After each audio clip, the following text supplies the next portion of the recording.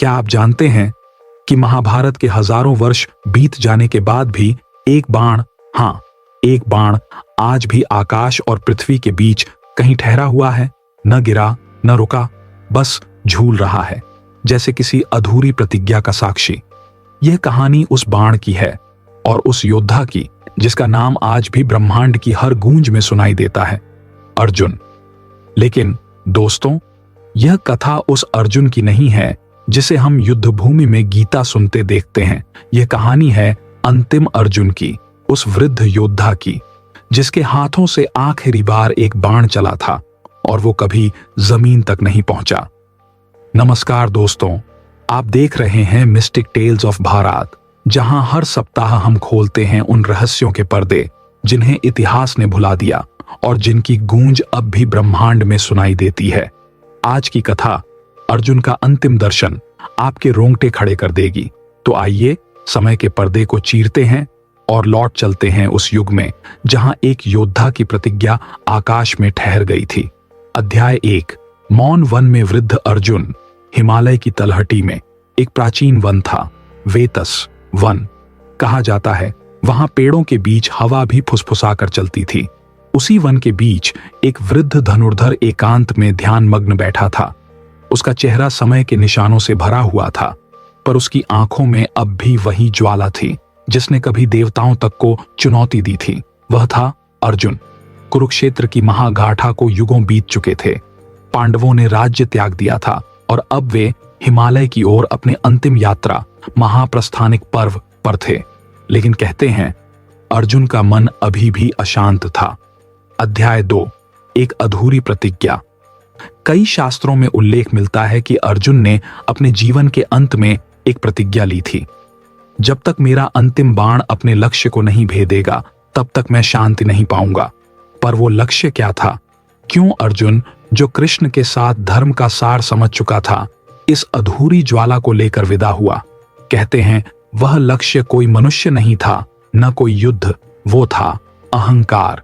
अर्जुन का भीतर अब भी उस योद्धा की पीड़ा जीवित थी जिसने जीवन भर युद्ध जीता पर अपने भीतर की शांति नहीं पा सका। अध्याय 3। देवदूत का दर्शन।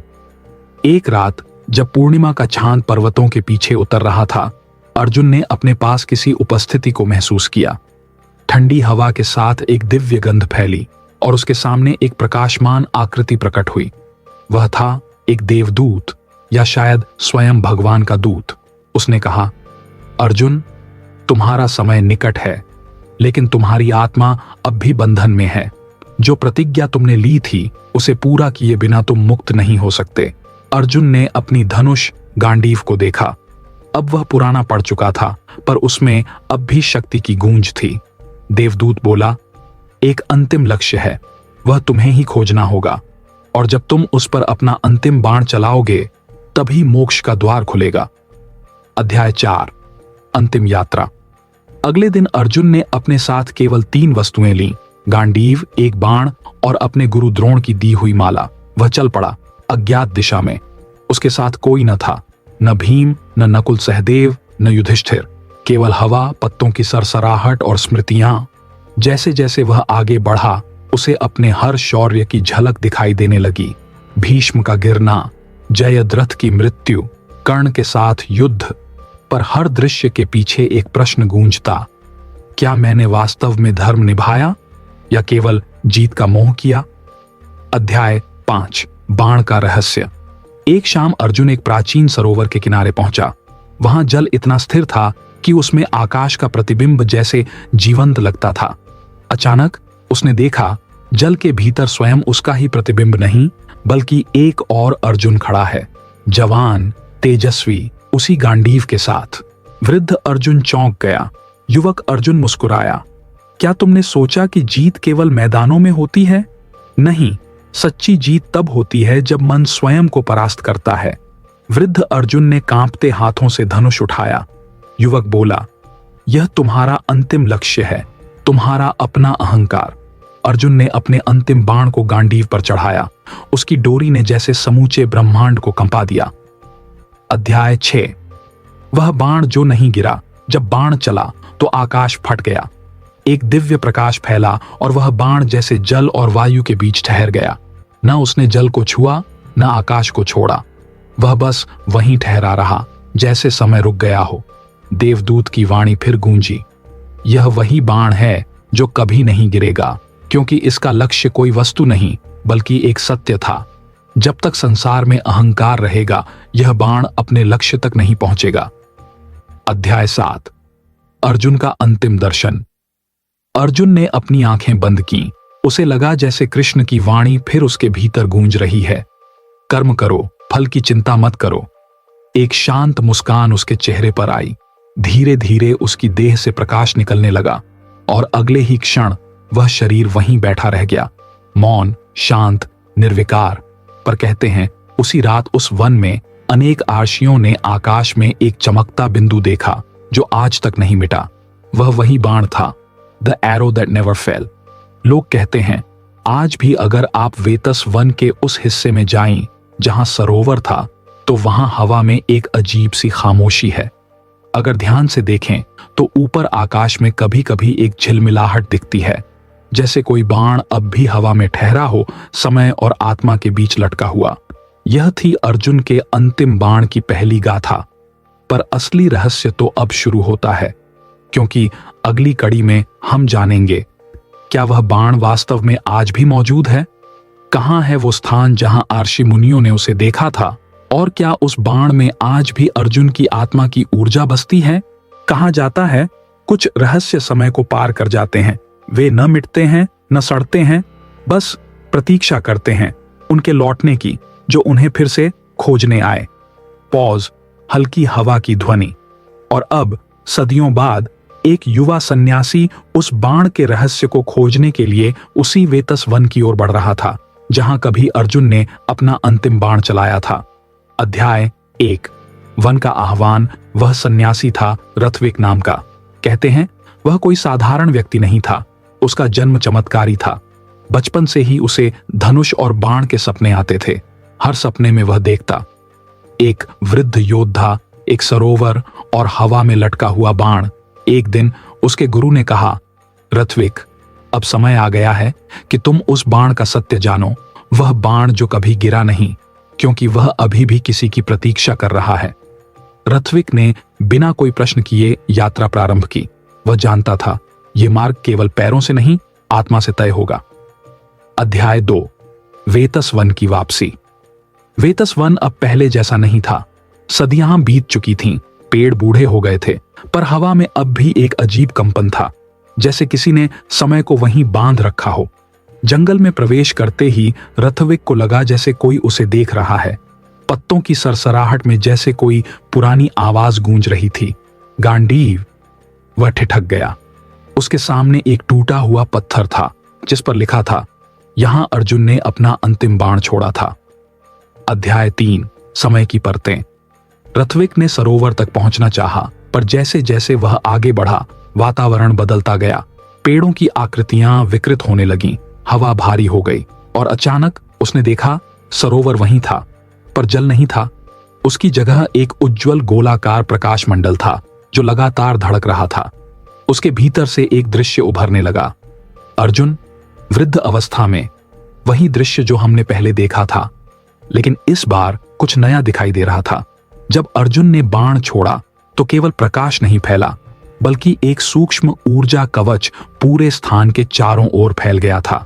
वह कोई साधारण बाण नहीं था, वह एक ध्यान चक्र था, एक ऐसा ऊर्जा संवहन जो तब तक सक्रिय रहेगा जब तक कोई उसे समझ न ले। अध्याय 4।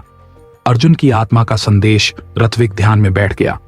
उसने अपने मन में अर्जुन का नाम लिया, पार्थ, धनंजय, किरीटी। क्षण भर में उसके सामने एक दीप्तिमान आकृति प्रकट हुई, अर्जुन स्वयं।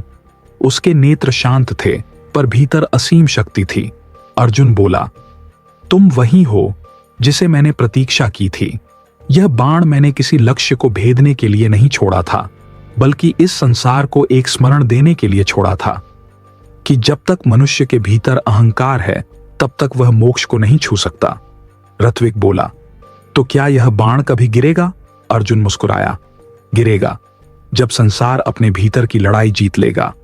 अध्याय 5। ब्रह्म तंतु का रहस्य अर्जुन ने कहा, यह बाण केवल एक प्रतीक नहीं, एक ब्रह्म तंतु है। इसमें 3 शक्तियां बंधी हैं, धर्म, संयम और त्याग। जब कोई साधक इन तीनों को एक साथ धारण करता है, तभी यह तंतु उसकी आत्मा को स्पर्श करता है। ऋत्विक ने हाथ बढ़ाया। उसे लगा जैसे हवा में कोई अदृश्य कंपन है। उसने उस दिशा में हाथ फैलाया जहां प्रकाश मंडल था।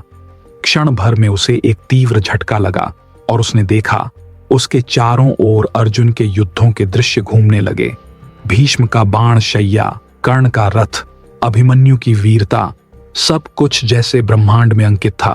फिर आवाज आई, ऋत्विक, इस बाण को छूना मृत्यु नहीं, आत्मबोध है।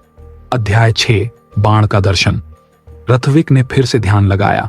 धीरे धीरे उसके सामने आकाश में एक चमकता बिंदु आकार लेने लगा और फिर सचमुच उसने देखा एक बाण जो हवा में लटका हुआ था। न वह गिर रहा था, न उड़ रहा था। उसके चारों ओर ऊर्जा की लहरें थीं।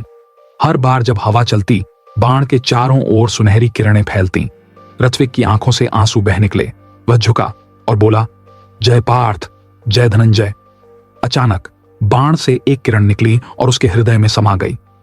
अध्याय 7, ऊर्जा का जागरण। वह बाण अब पहले से अधिक चमकने लगा। ऋत्विक को लगा जैसे उसके भीतर किसी ने शक्ति का सागर खोल दिया हो। उसके शरीर में कंपन हुआ और वह उठा। उस क्षण वन की हर पत्ती, हर पत्थर, हर तंतु जैसे एक साथ गूंजने लगे।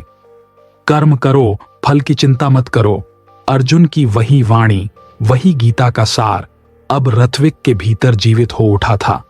वह समझ गया, यह बाण गिरने के लिए नहीं बना, यह जगाने के लिए बना है।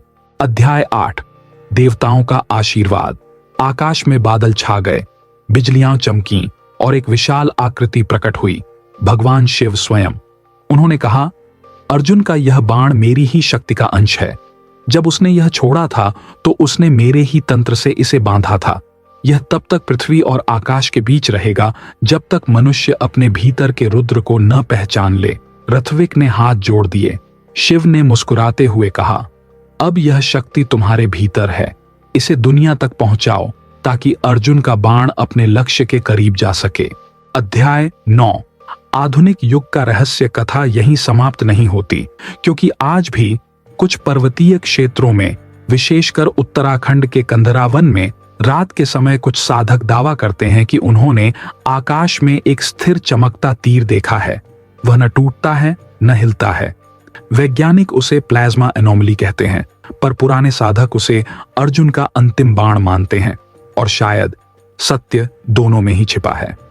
अध्याय 10, आत्मा का मिलन। ऋत्विक ने अपने शिष्यों को शिक्षा दी, जब तक तुम्हारे भीतर अहंकार है तुम उस बाण को नहीं देख सकते। वह बाण केवल उन आंखों को दिखाई देता है जिन्होंने स्वयं को परास्त किया है।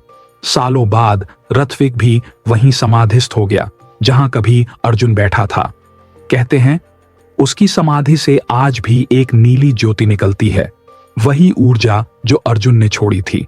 और इस तरह एक बाण जो कभी नहीं गिरा एक संदेश बन गया कि सच्चा युद्ध कभी मैदान में नहीं होता, वह हमारे भीतर होता है।